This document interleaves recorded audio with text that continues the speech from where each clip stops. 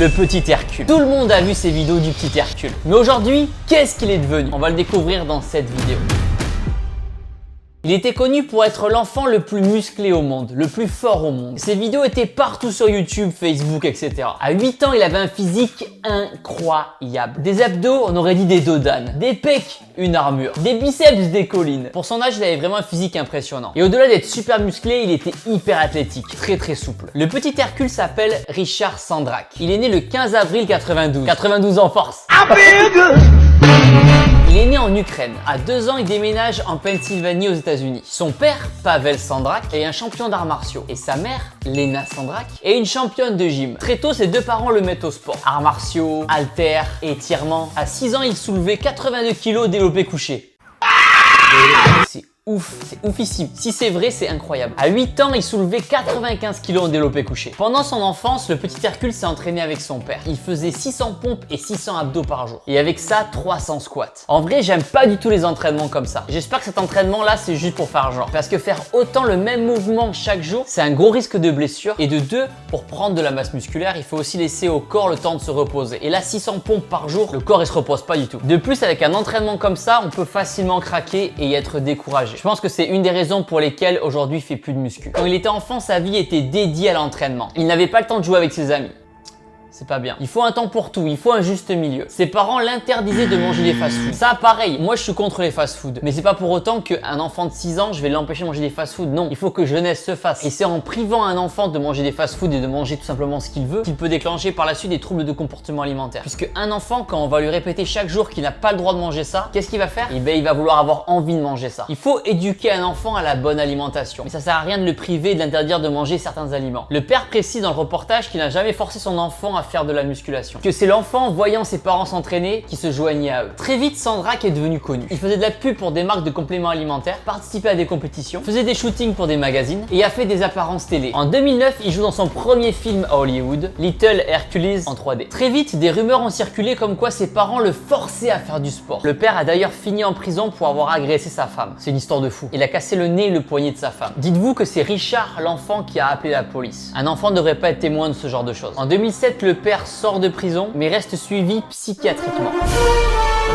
Richard et sa mère quittèrent le père. Quelque temps après, Richard fit d'autres reportages, notamment The World's Strongest Boy. Il montre dedans sa capacité à savoir faire le grand écart et sa force incroyable. Il pouvait soulever 3 fois son poids au développé couché. C'est impressionnant. Dans le reportage, il raconte qu'il a moins d'1% de gras sur son corps. Je pense pas que ce soit vrai. Physiologiquement, je pense pas ça possible. Mais pour le côté marketing, ça a de la classe. Des rumeurs sont apparues comme quoi les parents avaient dopé leur enfant avec des stéroïdes anabolisants. La mère a complètement démenti. Les médecins étaient stupéfaits par sa capacité à faire du muscle. Alors qu'à cet âge-là, d'habitude, on n'a pas autant de testostérone. Jusqu'à l'âge de 15 ans, Sandrak s'est entraîné 90 minutes par jour. Classique. Mais en 2015, Sandrak fit une interview. Interview qui a explosé dans tous les médias. Il explique qu'il a arrêté la musculation. Lui qui était appelé Petit Hercule. Lui qui avait un physique si incroyable. Lui qui avait une génétique d'un dieu grec. Ce qui s'est passé, c'est qu'il a arrêté la muscu parce que ça le saoulait. Ça l'ennuyait.